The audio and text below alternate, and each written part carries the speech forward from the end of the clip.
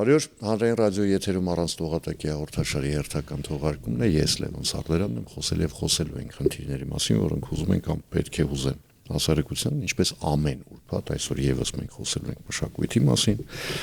մեր պատկերացումների մասին, առմշակույթ եւ ընդհանրապես մեր վերաբերմունքի փոխադարձ վերաբերմունքի մասին։ Եվ այսօր իմ զրուցակիցն է ճարտարապետության տեսաբան, մոդեռնիզմի պատմության մասնագետ պրոֆեսոր Կարեն Բալյանը, բարև ձեզ։ Բարև ձեզ։ Պարոն Բալյան, արդեն ասացի, որ խոսում ենք մշակույթից, ոչ մի քաղաքականություն, ոչ մի տնտեսություն եւ այլն, մաքուր, անխառն։ Հիմա այդ մաքուր, անխառն մշակույթի մասին մենք որ խոսում ենք։ Խոսում ենք անընդհատ, խոսում ենք արդարացի են, իմաստով որ մենք ունենք մշակույթ, ունենք հարուստ մշակույթ, բայց արդյոք մենք այդ մշակույթի գրողներն ենք, հասարակություն որպես, ես չեմ ասում անհատ Կարեն Բալյանը կամ անհատ Լևոն Սարդարյանը, հասարակություն որպես մենք մշակույթի գրող ենք, թե ոչ։ Պատասխանատուներն ենք կամ անպատասխանատուները։ Մշակույթը մեր գլխավոր հարստությունն է։ Մեր երկրի ուժն է, մեր ժողովրդի ուժն է, մեր ազգային ուժն է։ Կներեք, բարձր ստացվեց ինչ-որ բառերը շատ, բայց այդպես է մեր մշակույթը անգնահատելի է։ Երբ այդ ամեն ինչը կարգախոսային չի, ինքը լավ։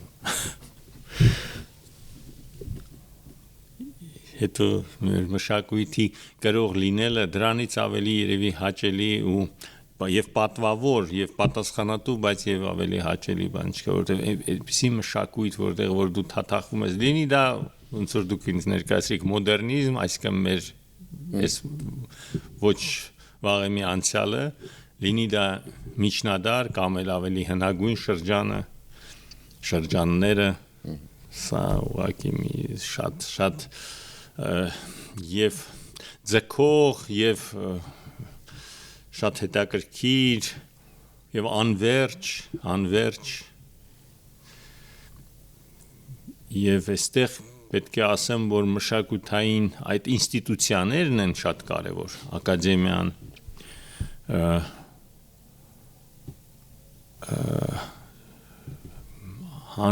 միասնությունները, այսպես ասենք, մասնագիտական հանրույթներ, պես ասեմ, հա, որոնք որ պետք է կարողանան պատասխանատվությունը զգան։ Հիմա ես տեսեք ինչ հետաքրքիր բաներ է տեղի ունենում, կային այդ խորհրդային շրջանը, այդ ստեղծագործական միությունները, որը ձևավորվեց այդ ստալինիզմի հիմնադրման տարիներին որպես մի միջոց, ինստրումենտ, հա, գործիք ազդելու մտավորականության վրա, պահելու այդ սահմանների մեջ գաղափարական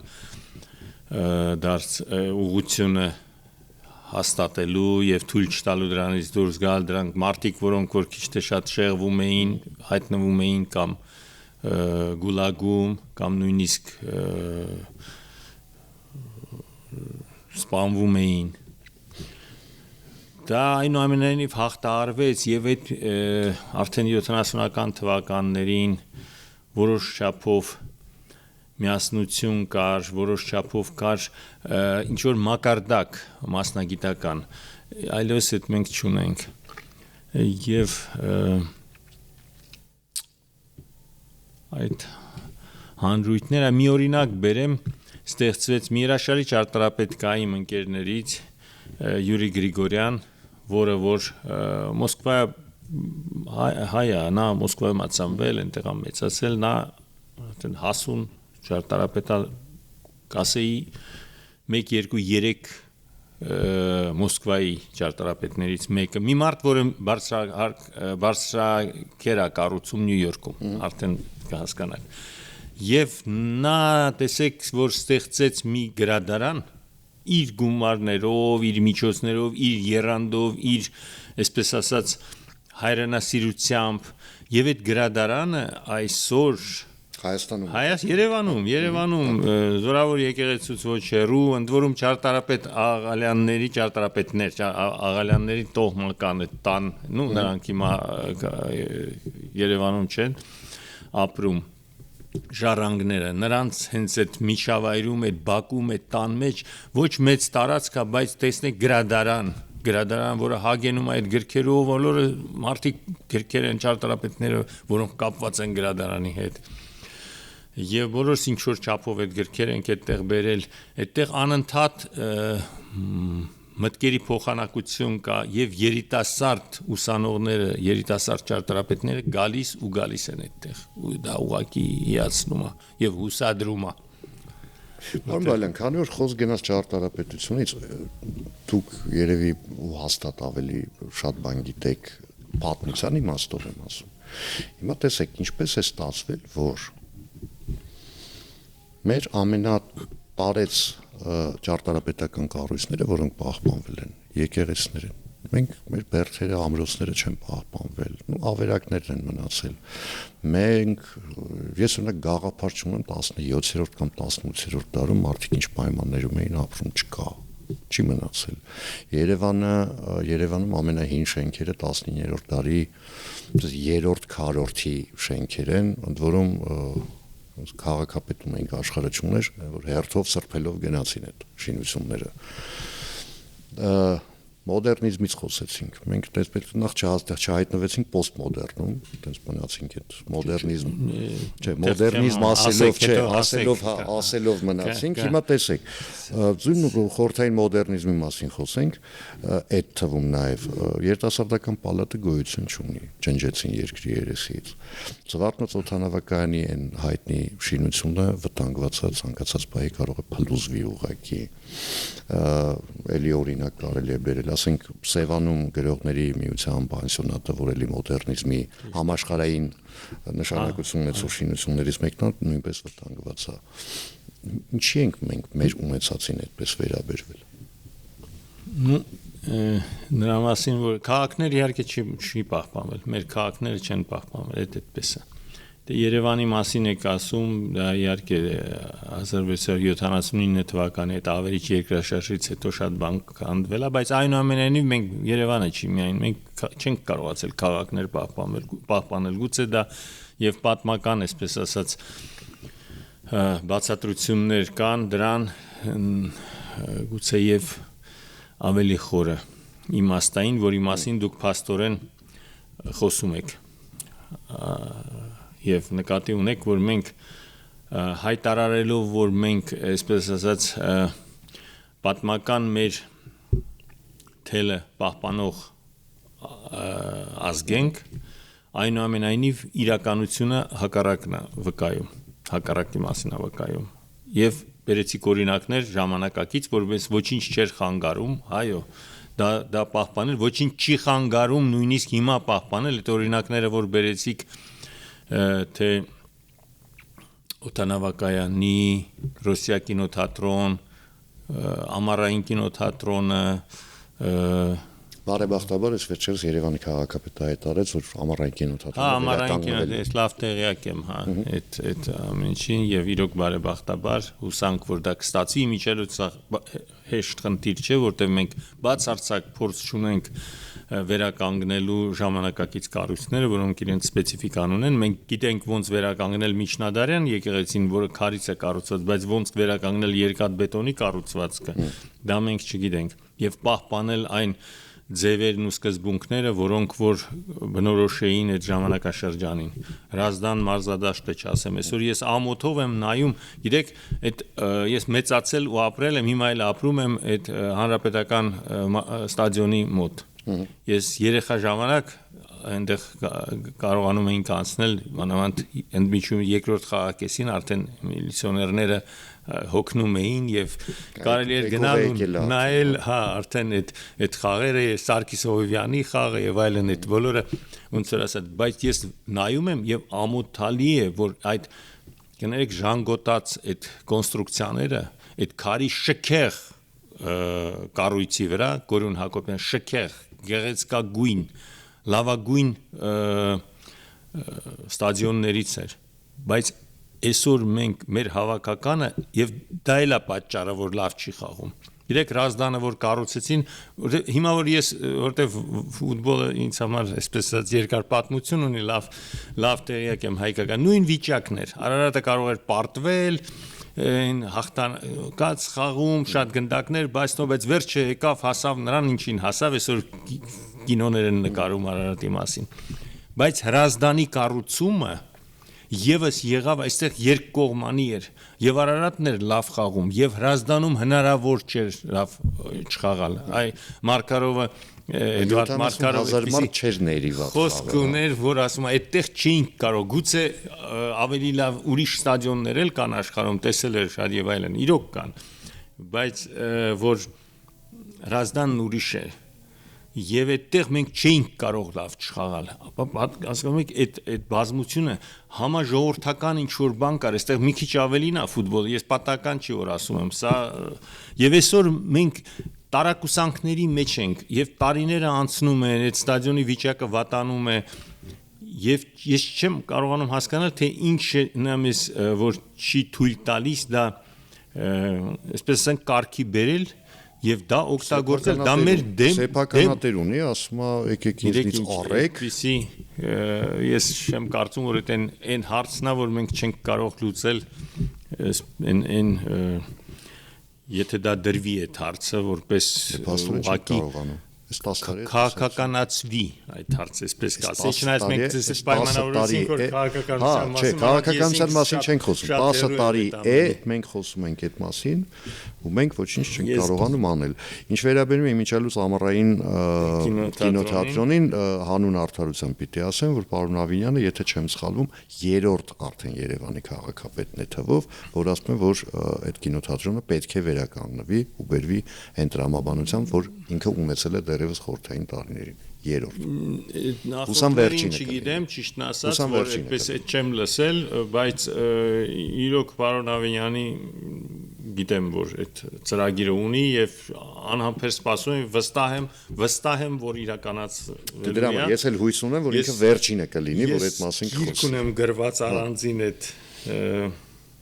կինոթատրոնի ճարտարապետությանը վերաբերող, որտեղ դա իսկապես համաշխարհային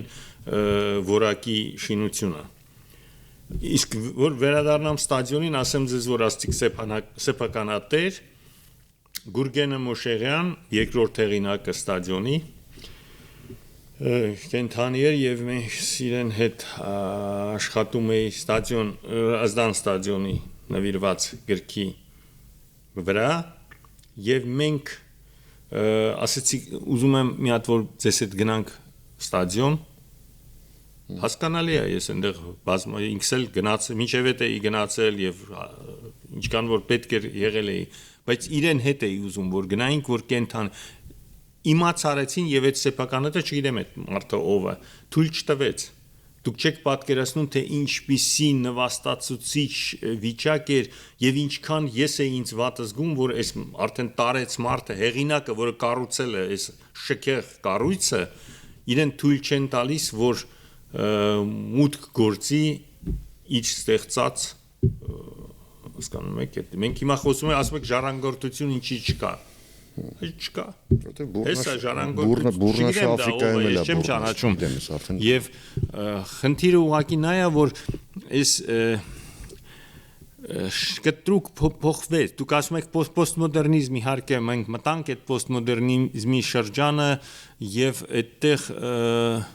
չկարողացանք դիմակայել դրան որտեղ մոդեռնիզմը դա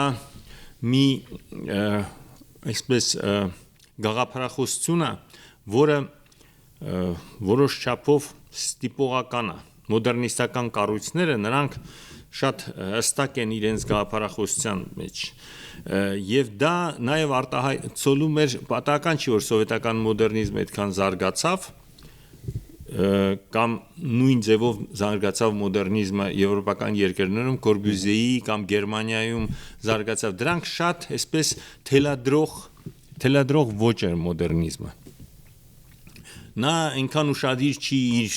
կոնտեքստին այսինքն թե ինչա տեղի ունենում նրա 4 կողմը միջավայրին այո եւ այդպես հաստատակամ այսպեսի ոճը եւ այդտեղ նրա եւ պլյուսերն են եւ նրա մինուսներն են բայց երբ որ անցանք արդեն այսպես հիշենք այդ պերեստրոյկայի terminից մեկը այդ պլուրալիզմին, այսինքն ինչպես բազմակարծիք, հա, բազմակարծություն բառեր ենք ստեղծում ենք, հա, պլուրալիզմն էլ այդքան հեշտ չի համաձայնեցես շատ հեշտ չի այստեղ մենք սկսեցինք ոնց որ գործերից մենք սովորեինք որ այս ուղղությունը մեկն է երբ որ ուղղությունները ասեցին ազատեք արդեն որոշեցինք որ ազատությունը ոնց դրանով վարվեցինք այդ հնարավորությունից ինչ արեցինք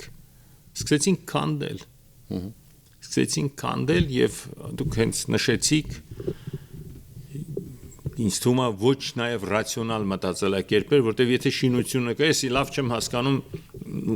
բիզնեսից հեռու մարդ եմ ես, բայց այնուամենայնիվ ես տեսնում եմ եթե կառույցը կա,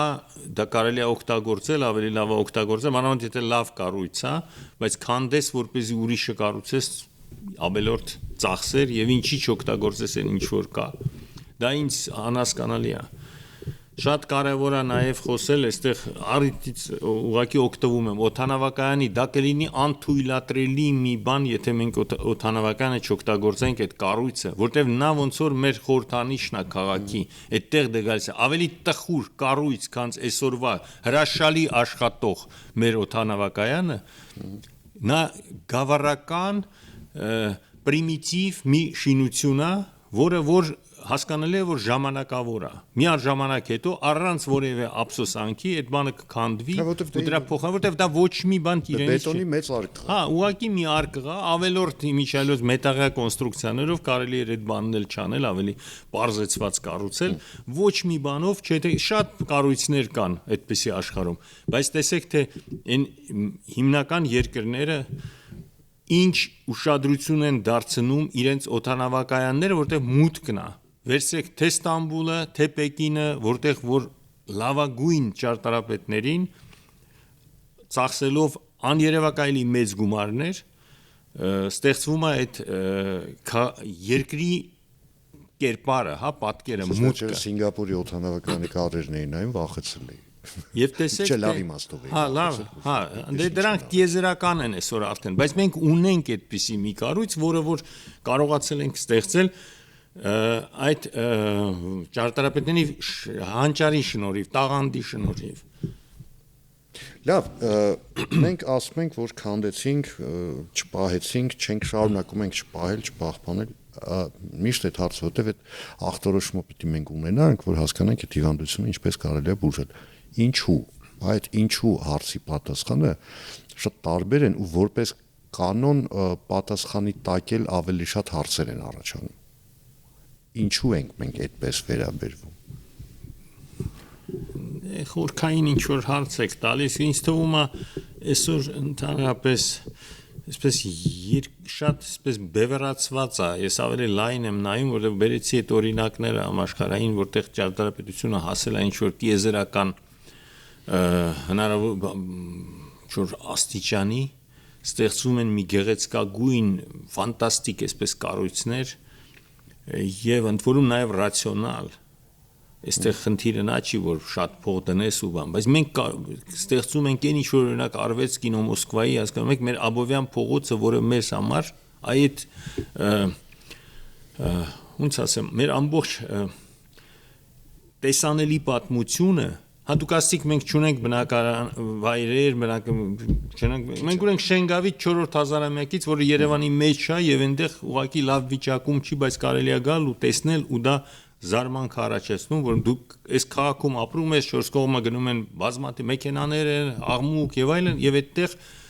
6000 տարվա, 5000 տարվա կացարաններ են, բնակարաններ են, այդտեղ են ապրել մարդիկ։ Այդ բանը կարող ես տեսնել։ Ուրիշ բան, որ դա չի հрамցվում, այնպես չի ցուցադրվում, ինչպես որ պետք է չես կարողանում, ոչ ոք դա դրա մասին չի էլ մտածում։ Դա մեզ համար դարձել է սովորական բան, բայց այն որ կապը այդ ամիջական երբ որ սերունդից սերունդ, հա, որ դու կարդում ես, որ դու գիտես, որ այս փողոցով քայլել են մարդիկ, որ այսինչ մարդն է, հետո մյուս սերունդն է, հետո մյուսը, դա մեր Աբովյան փողոցն էր, որը անցավ եւ ռուսական շրջանով, եւ առաջին անկախության, եւ խորթային այդ ամբողջ այդ հրաշը, եւ հետո եւ մենք տեսնում ենք թե ինչ աստիճանի չհասկանալով է կառուցված այդ ահռելի այդ սպիտակ շինությունը եւ ոչնչացնելով ամբողջ եւ միջավայրը եւ երևում է քաղաքի բոլոր անկյուններից իր այս նոր կառուցվող այս նորը որը հա ես չգիտեմ դա ինչ է բայց ես հասկանում եմ որ դա ավելի հերու պրոֆեսիոնալիզմից կառույց դժվար է ստեղծել բայց ավելի մեծ վնաս էլ դժվար էր հասցնել հենց քաղաքի ամենայն սրտին են ամենա զգայուն ամենանուրբ հատվածներ այդ նրբության կապը մենք կորցրել ենք մենք ուղղակի այսպես չենք կարողանում տեսնել թե ինչ պետք է եթե պետք է մնալ համեստ այդտեղ եւ դա անհամեմատ ավելի մեծ արժեք է։ Ես հասկանում եմ, որ այդ բարձր շենքերը գալիս են նրանից, որ մենք շատ այսպես, ոնց ասեմ, հարուստ չենք, որտեղ եթե հարուստ պատվիրատու լինի, նա երբեք չի կառուցի այդքան բարձր շենք, որտեղ նա կառուցի փոքր ցածր, այսպես կառույց, քիչ բնակարաններով եւ այդտեղ ավելի բարձր կոմֆորտով կապրեն այդ մարդիկ, դա կա։ Բայց մենք այդ հնարավոր տեսնում եմ, որ դա չկա, շատ հեռու ենք դրանից։ Եվ մենք այդ հողի այդ փոքրիկ կտորներից փորձում ենք ինչ-որ բաներ կորզել, եկամուտ, չգիտեմ ինչ, ես այդտեղ լավ չեմ կարող այսպես կողմնորոշվել, բայց ինձ թվում է ջրերեսին է այդ ամեն ինչը, էլի ուղղակի մենք չունենք այդ ֆինանսական ռեսուրսները։ Եվ այս ամբողջը ցավոք նաև դա է պատճառը, որ այսպես առանցին մարդիկ փորձում են ինչ-որ հետո փորձում են երևալ, այդ անհամեստությունն է ինձ զարմացնում մարդկանց մեջ, այդ ուղղակի ասում եք մշակութային կապը։ Այսօր համեստ մարդը իհարկե հետ է նայում, որ տեսնի թե ում կողքին է ինքը կանգնելու։ Դե գիտեք, մեր մոտ ընդունված է, չէ՞, մարդ բիզնեսով է զբաղվում, բայց այդ ներկայացնում է կամ ինձ ուզում է դա վաճառի, որպես գիտես, ես քեզ լավություն եմ անում։ Եղբայր մի արա։ Մի արա քո բիզնեսին ձե լավություն մի արա դրանով։ Պետք չի, որովհետև այդ բիզնեսի արդյունքում եկեք ճիշտ ասենք, Երևանը կորցրեց իր դիմագիծը։ Հիմա Երևանը դիմագիծը կարող են գտնել մենակ այն մարդիկ, որոնք աչքերը փակ ճանաչում էին այս քաղաքը։ Հա, այն որ աչքերը փակ գնաս ասես այստեղ այն հիշեք շինություններից մեկը Աբովյան փողոցի վրա որ քանդեցին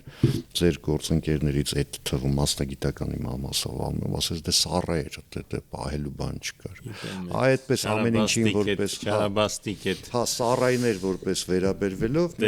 քաղաքի դիմագիծը ջարդեցինք ընդ որում Թամանյանից հանճարեղ ոչ մեկ չլինի բայց Թամանյանը հատուկ չէր կապել Աբովյան փողոցին Շարաբաստիկ այդ բանաձևը որ դա էլ իշխանություններին երևի օգնելու այդ գործողությունները տանելու համար դա ինտելիգենցիան այդպեսի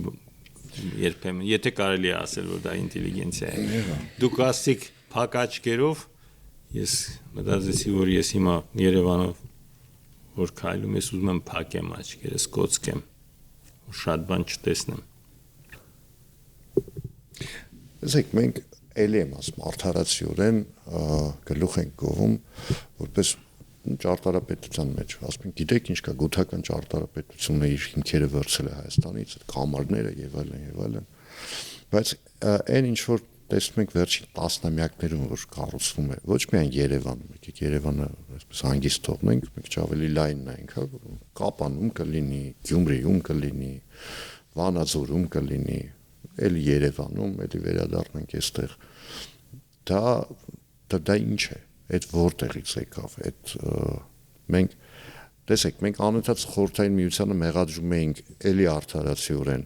որ այդ բետոնից արկղները սարքեց մարդկանց տարածեցին այնտեղ, որտեղ ճարտարապետություն չկա ընդհանրապես եւ այլն, ժամանակավոր կացարանների նման ինչ որ բաներ են շենքեր շինությունները, բայց հետո երբ մենք հնարավորություն ունեինք քաղաքը գեղեցկացնելու մենք արեցինք ճիշտ հակառակը, մենք սկսեցինք այլանդակել քաղաքները։ Այստեղ այդ ժամանակավոր էր ճիշտ է այդ ամբողջ գրականությունը այդ խորհրդային 70-ական թվականներին մանավանդ ավելի ուշ 80-ականները ամբողջովին լցված էր քննադատությամբ թե ինչքան վատնա մեր ճարտարապետությունը այսօր այդ ես գնում եմ Նորքի մասի որտեղ քիչ թե շատ պահպանվել է ինչ որ հատվածներ տեսնում եմ թե ինչքան նորմալ է որտեղ այնտեղ կապ է ռելիեֆի հետ կապը եւ ընդհանրապես եւ լավ ճարտարապետներ էին աշխատում որոնք փորձում էին գիտեք ինչ մեխանիզմ բան կա այստեղ տնտեսական իհարկե մեխանիզմ կա որը որ չեն կարողանում դա պիտի քաղաքը կարգավորի քաղաքը դեռ դա չի անում ռեգլամենտ պետք է ունենա քաղաքը պետք է այնպես լինի որ չկարողանաս կառուցես այդ վատը ես նույնիսկ կարծեմ թե Իրանում կա դեռ օրինակ 60% կարելի է միայն հողատարածքի կառուցապատել այսինքն ինչ որ սահմանափակումներ պետք է նախապես եւ պահպանվեն իհարկե ոչ թե դա լինի թղթի վրա այլ խորհրդային այդ բնակարանները այսպես մի տերմին կար ես հիշում եմ ինձ Ֆենիքս Դարպինյաններ հիշեցնում իրենք որ աշխատում էին իրանք շատ նեղվում էին որտեղ իրենց անդադ սահմանների մեջ էին դնում եւ կոչվում էր այդ ճարտարապետությունը արագ էժան անվորակ նո անվորակը գիտենք հեսա տեսնում եք են Բանգլադեշ եւ այլն այնտեղ պանելների արանքից sense կամյապ չում եւ այլն այդ վատերի 88 թվականին ավելի լավ տեսանք հա այդ մանավանդ այդ թեման ոնց որ մնաց դուրս բայց դա շատ ցավոտ եւ հա ճիշտ եք դա հիշում հիշատակում բայց այնուամենայնիվ դրանք շատ ռացիոնալ կառույցներ նա պարտադիր պետք է կարողանար ռացիոնալ նախագծել այդ բնակարանները հիմա ես որ նայում եմ այսօրվա շատ անգամ գիտեք Facebook-ը ռեկլամներ ա բերում անverջ եւ ես հատակագծերը նայում եմ այդ բնակարանների մի զգալի մասը առնվազն մի երրորդը դրանք ավելորդ տարածքներ են որ մարդուն բայց նա վճարում է դրա համար նախ չհասկանալով երկրորդը ճար չունենալով որտեվ ինչ պիտի անի դրանք իսկ նախագծված է այդպես որտեվ մաքսիմալ պետք է օգտագործի այն հողատարածքը որը հասել է կառուցապատողին նա էլ իրեն շահերն է հետապնդում ուրեմն այստեղ պիտի այդ մեխանիզմները աշխատեն եւ դրանից էլ այսպես մի համատությունը գերեն չաղացել են այդ տները որ նայում եք նոր կառուցված տները շատ այսպես կոպիտ է մեծ են միայն բարձր չեն մեծ են եւ այդպիսի տներ չկային քաղաքում որտեվ այնտեղ ընդհակառակ փորձեր արվում սահմանափակ քաղաքի տրամաբանությունը ուրիշ պիտի լինի հա ոնց որ սպորտային ինչ որ մի հա այսպես կեցվածքի մարդ լինի եւ ոչ սպորտային որը գերացել է այսպես այդպիսի տպավորություն է թողնում ու դրանք բոլորը այսպես շատ անհաջող ինչ որ մի ծոր կետեր են դարձել էլի դա այս բոլորը մտածելու այս բոլոր քննարկելու խնդիրներ են եւ դրանց գտնել այն լուծումները որ հնարավոր լինի եւ այդ տնտեսական խնդիրը պահպանել որտեղ վերջերս կառուցապատողը իր փողերով է կառուցապատում եւ դա եւ որպեսզի նա էլ կարողանա իր ուրեմն այդ շահ ունենա եւ քաղաքը չտուժի ես վախենամ որ անդառնալիության կետը մենք անցել ենք ինչ ենք անելու այդ այլանդակություններով չենք քանդել չէ մարդիկ են այդտեղ ապրում փոքրը սարքել չենք կարողանում մեծը փող չունենք որ փոքր սարքենք մեծը քանդելու համար որտեղից պիտի գումարներ լինի գոնե եղածը չքանդվի այն գոհարները այն արժեքները որոնք որ մեզ հասել են հիշում եք որ Ձյունիկը մի 2 ամիս քանդում էին չէր քանդվում պայթեցնում էին պայթեցնում գործարան կար կրկեսի կողքը Եվ հետո իրան քանդվեց։ Այդպեսի ես գիտեմ կառույցները, որոնք որ Շնորհակալություն զրույցի համար, հիշեցնեմ այսօր իմ զրուցակիցներ ճարտարապետության տեսաբան, մոդեռնիզմի պատմության մասնագետ պրոֆեսոր Կարեն Բալյանը, ես Լևոն Սարտարյանն եմ, կհանդիպենք արդեն երկուշաբթի օրը, նույն ժամին, նույն վայրում, հաջողություն եւ համբերություն բոլորիս։